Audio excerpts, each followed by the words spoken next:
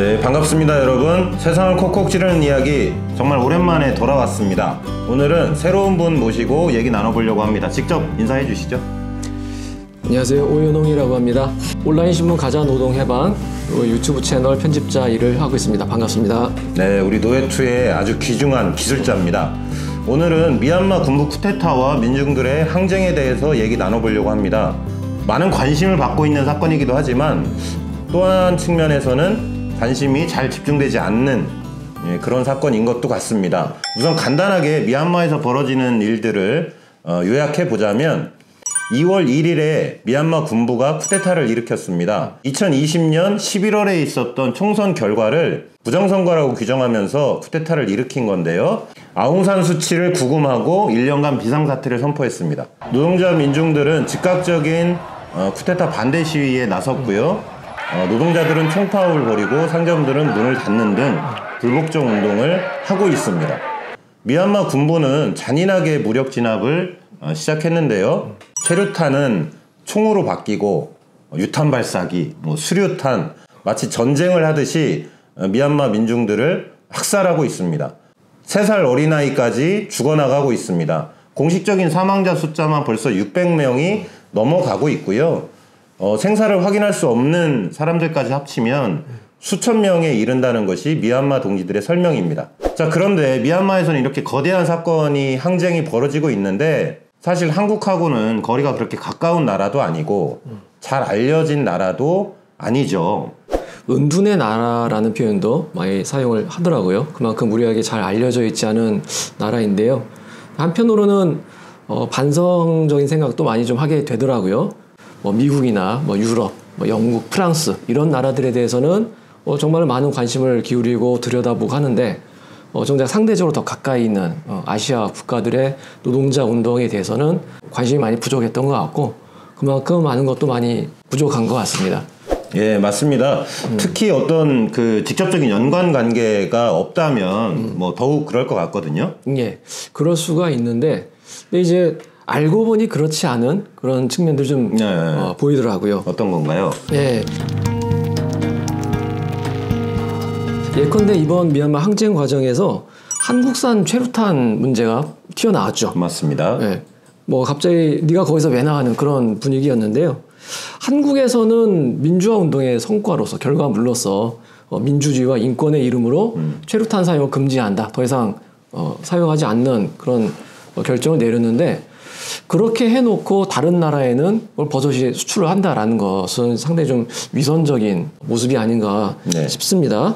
최근에 한 미얀마 동지가 민주주의에는 국경이 없다 이런 말씀을 하시는 것을 들었는데요. 그러니까 그런 얘기는 곧 우리의 민주주의가 도대체 어떤 민주주의인가 라고 묻는 것이기도 하다고 생각합니다. 또 다른 한편으로는 포스코 같은 대기업들의 투자 이것도 많이 이해가 되고 있죠. 네.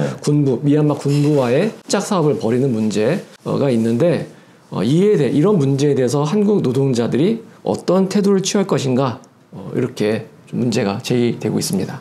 그런데 그런 문제들에 대해서 정당화하거나 변호하려는 그 목소리도 있는 것 같아요. 우리가 유튜브에다가 한국산 최루탄 관련한 영상을 올렸더니 비슷한 댓글이 많이 있었죠. 예. 자유로운 경제 활동을 왜 막느냐. 우리나라가 수출을 하지 않으면 다른 나라가 다 수출해서 해먹을 거다. 이런 얘기들이 있고요. 최루탄이나 물대포를 수출하는 게 문제가 아니라 그것을 사용하는 놈들이 나쁜 놈들인 거다. 그리고 사업을 중단할 경우에 포스코가 입을 피해는 어떡할 거냐. 이런 등등의 얘기들이 있는 거죠. 미얀마에서 무슨 일이 벌어지든 돈벌이가 우선이다. 다른 잣대를 들이대지 말아라. 이런 거죠. 그러니까 자본주의의 가치관, 이윤을 최우선으로 앞세우는 그런 자본주의의 가치관이 아주 적나라하게 나타나고 있습니다. 그러니까 문재인 정부의 태도도 마찬가지인데요. 이 포스코 사안의 경우처럼 실질적으로 자본의 이윤에 타격을 가할 수 있는 그런 조치는 결코 취하고 있지 않는 것이죠. 네. 그런 상황에서 금속노조 같은 노동조합이 포스코를 규탄하는 그런 입장을 낸 것은 참 다행스러운 일이라고 생각을 하는데요. 하지만 또 이제 고민이 드는 것은 이런 게 있습니다. 한국에서도 노동조합들이 투쟁하면서 특히 이제 지금처럼 경제 위기가 계속되는 상황에서 이런 논리가 기승을 부리는 거죠. 어쨌든 기업이 살아야 노동자들도 먹고 살 수 있는 거 아니냐. 또는 기업이 번영해야 노동자들이 더 많은 것을 얻을 수 있는 거 아니냐라고 결국 자본주의를 1순위로 놓는 이윤을 1순위로 놓는 그런 논리가 작동하고 있는 것인데요. 이 미얀마 군부 쿠데타와 민중의 항쟁에 대해서도 최루탄 수출의 문제든 미얀마 군부와의 합작 사업 문제든 돈벌이를 1순위로 놓는 자본주의 논리를 넘어서지 않는다면은 사실 그 운동의 전망을 개척해 나가는다는 게 굉장히 어려울 것 같습니다. 예. 그런데 한편에서는 미얀마 사태에 대해서 국제사회가 개입해야 된다. 그 미얀마 내부에서도 얘기가 나오고 있거든요. 뭐 R2P, 보호책임 원칙을 적용해야 된다라든지 이런 거에 대해서는 어떻게 봐야 할까요? 그런 이야기 들을 때마다 이제 의문이 드는 게 그 국제사회라고 하는 게 도대체 뭔가 아리송한 거죠. 과거에 뭐 리비아 내전의 경우처럼 어떤 나라의 내전이 발발했을 때 소위 그 국제사회 군사적 개입이 이루어진 사례들이 있는데 10중 8구 뭐 석유라든지 이렇게 이른바 탐나는 먹잇감이죠. 그런 먹잇감이 있을 때 제국주의 강대국들, 열강들이 그 먹잇감을 더 많이 차지하기 위해서 벌이는 경쟁의 한 형태에 불과하다고 생각합니다. 그리고 지금 이제 미얀마 같은 경우에는 이런 문제가 있죠. 미국이 중국을 가장 위협적인 새로운 경쟁 세력으로 간주하면서 미국, 일본, 호주, 인도를 쭉 연결하면서 봉쇄선을 만들려고 하는 상황이죠. 중국은 이제 어떤 식으로든 그 봉쇄선을 뚫고 나가기 위해서 길을 찾으려고 하는 것이고, 그렇게 봉쇄선을 뚫기 위한 아주 유용한 통로의 하나로 미얀마를 주목하고 있습니다. 그래서 굉장히 많은 투자를 하고 있고, 미얀마의 한 항구를 빌려서 거기에 이제 이를테면 뭐 천연가스 터미널 같은 것들을 설치하고요, 송유관을 놓고, 그래서 그 미국이 만들고 있는 봉쇄선에 막히지 않고 안정적으로 자원을 중국으로 조달할 수 있는 그런 통로로 미얀마를 바라보고 있습니다. 그래서 이렇게 제국주의 열강들이 경쟁과 갈등을 벌이는 상황에서 그들에게 군사적 개입의 길을 터준다? 보나마나 도리어 그 미얀마 노동자 민중에게 더 고통스러운 상황을, 더 끔찍한 피해를 가져올 가능성만 극대화시키는 결정이 되는 것이죠. 예, 그렇다면 중국 정부가 주장하듯이 이건 미얀마 내부의 문제고 내정 불간섭 원칙을 적용해야 된다. 뭐 이런 주장이 그럼 설득력이 있는 건가요? 예, 민주주의, 이른바 민주주의와 인권을 들먹이면서 개입하려고 하는 미국, 유럽의 제국주의 열강들의 위선 못지않게 중국의 그런 태도, 소위 내정 불간섭을 제기하는 그런 태도도 아주 위선적이고 궤변이라고 생각합니다. 그러니까 공식적으로 중국이 발표한 문구들을 보면은 미얀마의 안정을 희망한다, 원만히 해결하길 바란다, 이런 얘기를 하거든요. 한쪽에서는 군부가 총칼을 들이대면서 민간인들을 학살하고 있는 그런 상황인데, 그런 상황에서 뭐 안정을 원만하게 해결하길 바란다라고 하는 것은 사실 어떻게 포장하더라도 그 군부 세력에게 힘을 실어주는 것에 불과한 것이죠. 그러니까 지금 이대로를 유지해달라라는 것이고요.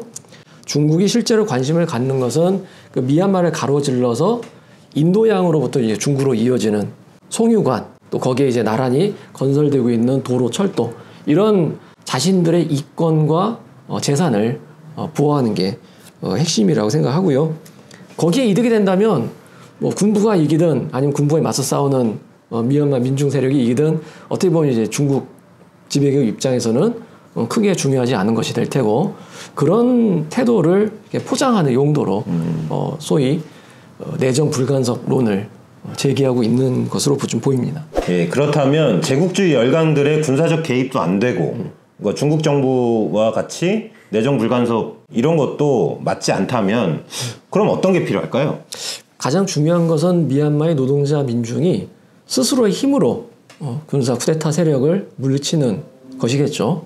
그런 정치적 경험을 하는 것, 거기서 큰 자신감을 얻고 이 군부 쿠데타를 물리치는 것에 멈추지 않고 더 멀리까지 전진할 수 있는 그런 힘을 만들어내는 것, 이것이 가장 중요한 것이겠고요. 거기에 더해서 우리가 만약에 국제사회라고 하는 것을 좀 얘기할 수 있다면은 노동자들의 국제적 단결이라는 의미에서의 그런 국제사회 지원일 것 같습니다. 그러니까 주변 국가들을 포함해서 모든 나라의 노동자들이 미얀마 노동자 민중의 그 항쟁에 대해서 지지하고 연대의 목소리를 내는 것. 다른 무엇보다도 자기 나라 정부와 자본가들이 더 이상 미얀마의 그 군부 세력을 지지하지 않고 군부 세력과의 그 협력 사업을 중단할 것을 강하게 제기하고 싸워 나가는 것. 이것이 이제 필요한 일들이라고 생각합니다. 네, 은둔의 나라라고 표현되는 그 미얀마에 대해서 제국주의 이 열강들의 각축전이 벌어지고 있다는 게 참 의미심장하네요. 네, 바로 그 점이 지금 미얀마에서 전개되고 있는 그 노동자 민중의 항쟁에 대해서 우리가 더 많이 관심을 기리고 지지하고 연대해야 될 이유라고도 생각을 합니다. 그러니까 미얀마와 마찬가지로 근래 그 홍콩에서도 큰 투쟁이 벌어졌을 때 네. 그 홍콩의 투쟁 관련해서도 미국과 중국 간의 어떤 제국주의적 알력 다툼이 좀 중요하게 작용했었죠. 대만을 둘러싸고서도 이제 비슷한 일들이 이제 되풀이될 것이고요. 한국은 어쩔 것인가? 사실 이미 한국이 이제 사드 배치 문제를 둘러싸고서 중국과 미국 사이에 낀 그렇죠. 그런 처지라는 것들을 경험을 했죠. 그래서 이런 문제는 미국과 중국, 이 서로 경쟁하는 제국주의 강대국들 중에 어느 한쪽에 선다고 해서 해결될 수 있는 문제가 아니라 노동자들이 이 제국주의적 경쟁을 넘어서는 정치적 전망을 가지고 독립적으로 싸울 수 있어야 한다라는 것이 가장 중요할 텐데요. 현실에서는 그렇게 여러 나라의 노동자 민중을 어느 한쪽으로 줄서게 하도록 강요하는 이 정치적 압력, 제국주의적 압력이 계속 작동 지금 하고 있고 앞으로 더욱더 그런 압력이 강화될 것 같아요. 그래서 그런 압력에 굴복하지 않고 노동자로서의 어떤 정치적 독립성을 만들어 나가는 것. 이것이 지금 당장은 물론이거니와 앞으로 가면 갈수록 더욱 중요한 사안이 될 것으로 보입니다. 네, 그런 점에서 아웅산 수치를 정점으로 하는 NLD, 민족민주동맹 같은 경우 미국의 개입에 의존하는 경향이 강한데요. 굉장히 우려스러운 상황입니다. 예, 바로 그 지점을 지금 투쟁하고 있는 미얀마 노동자 민중이 반드시 넘어서야 한다고 생각합니다. 네. 그리고 한국 노동자들도 마찬가지로 뭐 한쪽에 미국, 한쪽에 중국 이런 제국주의 열강들 간의 경쟁 구도 속에서 어느 한쪽에 끌려다니는 방식이 아니라 노동자의 이름으로 국경을 넘어선 노동자의 단결이라는 시각으로 이 상황을 좀 돌파해 나가는 그런 경험을 같이 만들어 나가는 게 아주 중요하다고 생각합니다. 그런 점에서 아직 많이 미약하다고 하더라도 몇몇 노동조합들에서 또는 몇몇 지역들에서 한국에서 들어와 일하는 미얀마 이주 노동자들과 함께 이 군부 쿠데타를 규탄하고 연대하려는 그런 캠페인을 같이 벌이고 있는 그런 모습들이 상당히 고무적이고 바람직한 것으로 보입니다. 예, 굉장히 소중한 실천입니다. 그런데 한국의 이른바 진보 세력 안에서도 외세 개입 반대 등을 내세우면서 미얀마 항쟁에 대한 지지를 꺼리는 그런 경향도 있는 것 같습니다. 예, 그런 주장이 있는 것으로 알고 있습니다. 노동조합들에서 이 미얀마 항쟁에 지지하는, 연대하는 입장을 내자라고 했을 때 거기에 대해서 좀 주저하거나 문제 제기를 하는 또는 반대하는 그런 경우가 있었던 것 같고, 그러니까 뭐 그런 문제들에 대해서 이 미얀마 상황은 너무나 복잡하고 함부로 이렇게 뛰어들어서 안 되고 신중해야 된다. 뭐 이런 식의 얘기를 하는 거죠. 예. 뭐 신중해야 된다는 얘기 중에는 뭐 이런 것도 있더라고요. 가령 이제 포스코처럼 미얀마 군부와 뭐 이제 합작을 해가지고 사업을 하고 있는데 그 사업을 중단하게 된다면 결국 그 피해는 미얀마의 노동자들이 일자리를 잃고 생존권을 박탈당하게 되는 뭐 그런 결과로 이어지지 않겠냐. 뭐 이런 이제 주장인 거죠. 뭐 상당히 그럴듯한 주장이긴 한데요. 지금 당장 미얀마 노동자들이 줄곧 파업을 벌이고 있는 모습에 대해서는 어떻게 생각하는지 오히려 되묻고 싶습니다. 그러니까 그 미얀마 노동자들은 오히려 스스로 그런 손실을 감수하면서 뭐 경제적 손실 정도가 아니죠. 목숨을 내놓고 생명의 위협을 감내하면서 싸우고 있는데 그렇죠. 그렇게 싸우지 않으면은 오히려 더 암울한 미래가 닥칠 거라는 게 너무나 뻔하기 때문이죠. 그러니까 그런 미얀마 노동자들의 목숨을 건 투쟁에 대해서 모든 피해를 감수하겠다라는 그런 투쟁에 힘을 실어주기는커녕 미얀마 군부와 자본가들의 그 영업이 정상적으로 가동되기를 바라는 게 과연 미얀마 항쟁에 도움을 주는 것인가 아주 의심스럽습니다. 그러니까 웃기는 거는 미얀마 군부의 합작 사업으로 또 이제 비난을 받는 다른 기업 중에 그 프랑스의 거대 에너지 기업 토탈이라고 있죠. 그 토탈 자본가들이 이 빗발치는 사업 중단 요구를 거부하면서 내놓은 얘기가 있었는데요. 이런 얘기예요. 그러면 가뜩이나 고통받고 있는 미얀마인들에게 더 큰 해를 끼치게 될 것이다. 똑같은 얘기죠. 저는 뭐 위선의 극치라고 생각합니다. 그리고 더 나아가서 심각한 주장이 있는데요. 지금 미얀마에서 투쟁에 나선 노동자들과 민중이 사실은 미얀마 상황에 개입하려고 하는 미국 제국주의의 사주를 바꿔서 그렇게 난동을 피운 것이다. 이런 주장이 있어요. 제국주의의 앞잡이다라는 식의 주장이죠. 아주 대놓고 그렇게 말하지는 않는다고 하더라도 사실 비슷한 주장을 홍콩 시위 때도 똑같은 형태로 봤었고요. 저는 그런 주장이 뭐 예전에 한때 이제 영화에 나와서 이거 유명한 문구 있죠. 민중은 개 돼지입니다. 라고. 미얀마의 노동자 민중이 그렇게 목숨을 걸고 싸우고 있는데 누가 시키면 시킨다고 그렇게 나와서 목숨을 걸고 싸우는 그런 것으로 취급하는 거죠. 그러니까 상당히 엘리트주의적인 생각에 찌든 되먹지 못한 주장이라고 생각합니다. 네. 뭐 실제로 미국과 제국주의 열강들과 연결되어 있는 세력이 있을 겁니다. 네, 충분히 그럴 수 있습니다. 하지만 동시에 지적하고 싶은 얘기는 그런 얘기는 참 하나만한 얘기라는 거예요. 그러니까 왜냐하면 지금의 미얀마의 군부 쿠데타와 대규모 항쟁처럼 큰 격변이 일어났을 때 제국주의 세력은 언제나 이 상황을 자기들한테 유리한 방향으로 끌어가기 위해서 개입을 하기 때문이죠. 네, 항상 그렇죠. 예.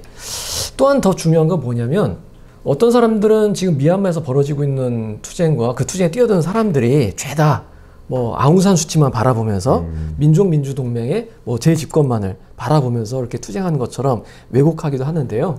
한편으로는 그런 생각을 갖고 있는 사람들도 상당히 많이 있고 강력한 힘을 유지하고 있지만 또 다른 한편으로는 자기의 시선을 아웅산 수치와 민족민주동맹 그 너머로 더 멀리 내다보는 그런 노동자들과 민중도 있다라는 사실이죠. 예. 그러니까 그들은 아웅산 수치와 민족민주동맹의 정치에 대해서 상당히 비판적인 입장을 취하기도 하고 더 나아가서 이번 투쟁이 성공적으로 끝나더라도 노동자들은 투쟁을 멈추지 않고 계속 싸워 나가야 된다. 그래야지 이런 일이 되풀이되는 것을 막을 수 있다. 라고 말하는 사람들도 있거든요. 네. 그러니까 그렇게 말하는 노동자들이 있다라는 사실을 깡그리 무시해버린 거죠. 예, 마치 불순물이 섞이지 않은 뭐 순수한 대중운동이 있는 것처럼 그렇게 생각하는 경향들인데요.